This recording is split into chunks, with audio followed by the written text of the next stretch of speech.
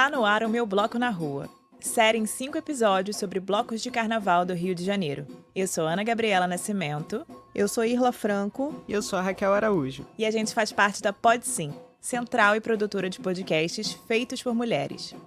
Aqui, a gente vai trazer um pouco das histórias e das pessoas que fazem os blocos de rua do Rio. Acho que não tem quem não saiba o que é um bloco de carnaval. Será? Para quem está ouvindo a gente e não tem a menor ideia do que é um bloco, a gente explica. É um grupo de pessoas que vai para a rua na época do carnaval, tocando, cantando e geralmente se movimentando de um ponto a outro do bairro ou da cidade. E aí tem bloco de todo tipo e para todos os gostos. As categorias mais famosas são as seguintes: Blocos de enredo, que é aquele parecido com uma escola de samba, só que em menor quantidade de gente, alegoria e tudo mais. Tem também os blocos líricos, muito comuns em Pernambuco, minha terra, com seus frevos, marchinhas e componentes sempre fantasiados. Já os blocos do sujo são aqueles que fazem questão de ser desorganizados e onde a regra é o improviso, tanto na música quanto nas roupas e até no trajeto. E tem também o que chamam de blocos afro, muito comuns na Bahia, que são aqueles que trazem referências a culturas africanas nas roupas e acessórios, instrumentos e ritmos. Mas, pensando bem, que bloco não traz influência africana, não é mesmo? E é daí que a gente parte, começando do começo. Como bem disse o cronista João do Rio, no início do século XX, o carnaval teria desaparecido se não fosse o entusiasmo dos blocos da Gamboa, do Saco, da Saúde e da Cidade Nova.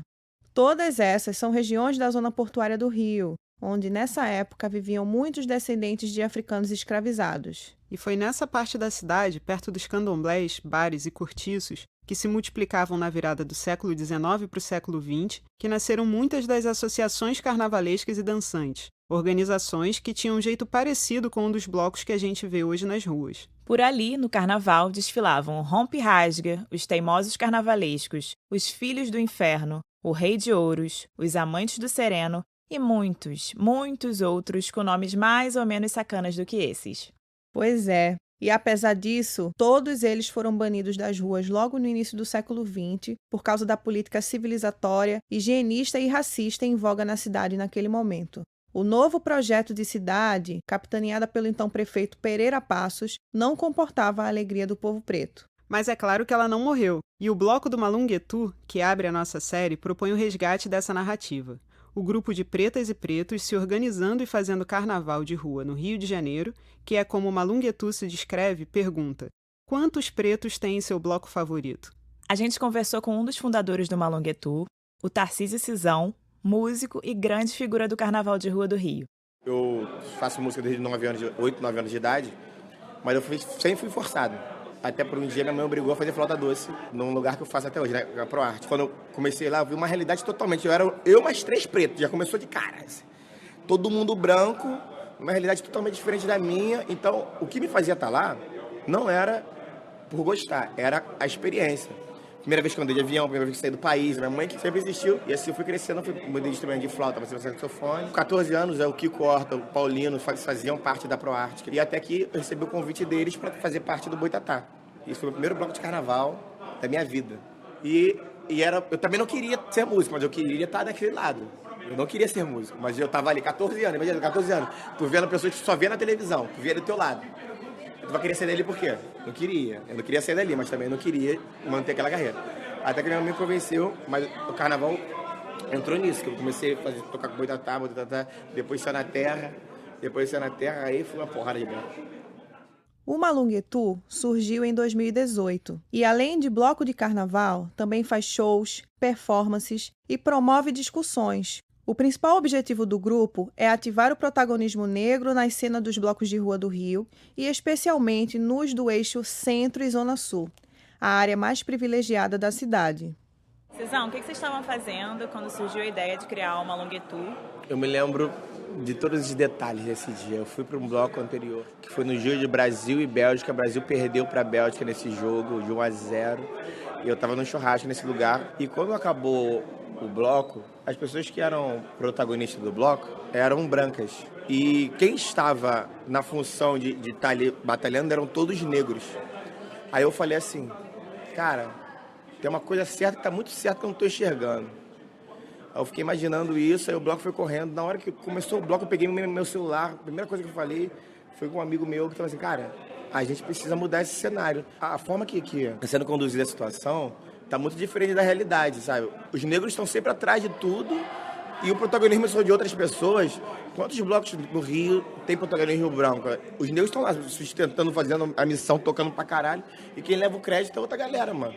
Na hora eu falei pro Miguel, e começamos a juntar o núcleo, porque a intenção é botar o foco do protagonismo todo nosso, desde quem trabalha com isso, de quem tá na frente, quem tá atrás, fazer com que as pessoas enxerguem a gente como o protagonista em toda a questão. Desde quem produz, desde quem toca, desde quem limpa, de quem que seja. Aí a gente começou a enxergar pessoas que estão em todos os blocos do Rio, que são negras, para tentar acolhê-las e fazer esse sistema.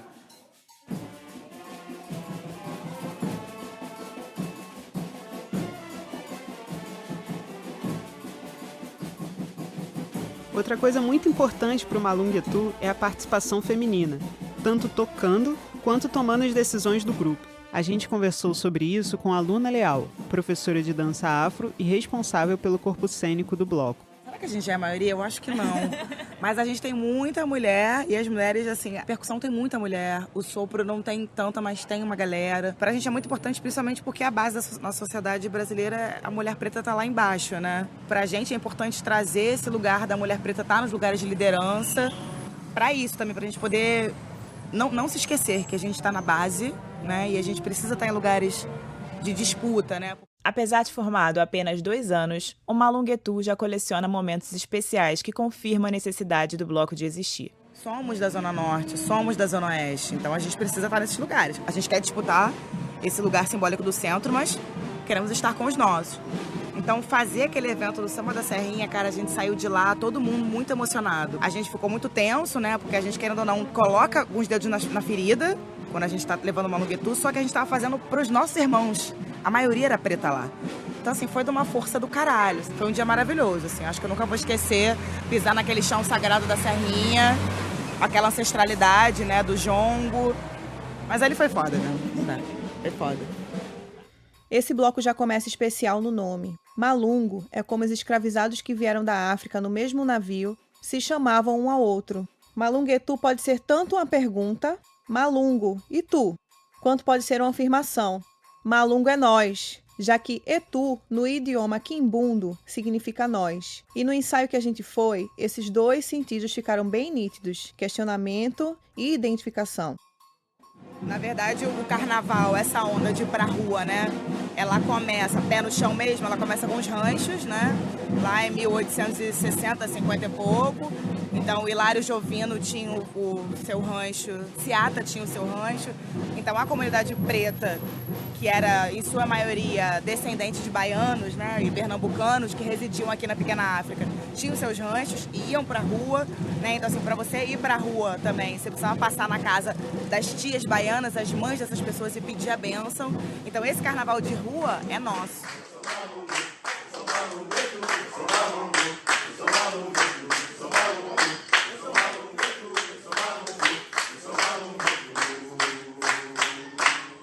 O Malunguetu sai na sexta-feira depois do carnaval. Eles estão no Instagram e no Facebook. Segue eles lá. Então acho que o carnaval é um movimento político mundial que não vai ser extinto, não vai se extinguir, porque a gente está aqui, né?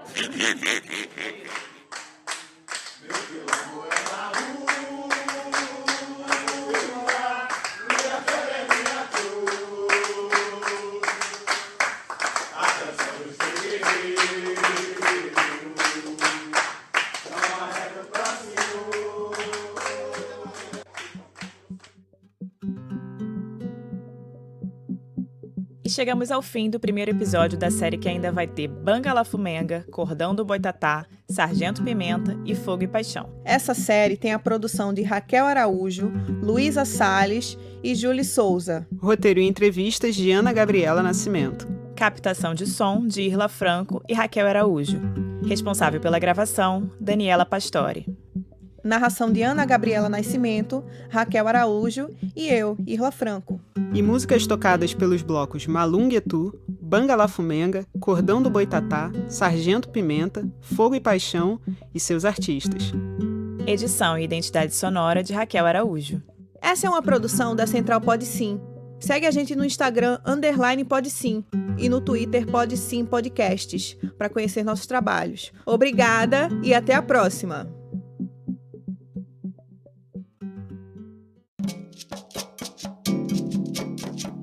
Pode sim, diversidade coletiva.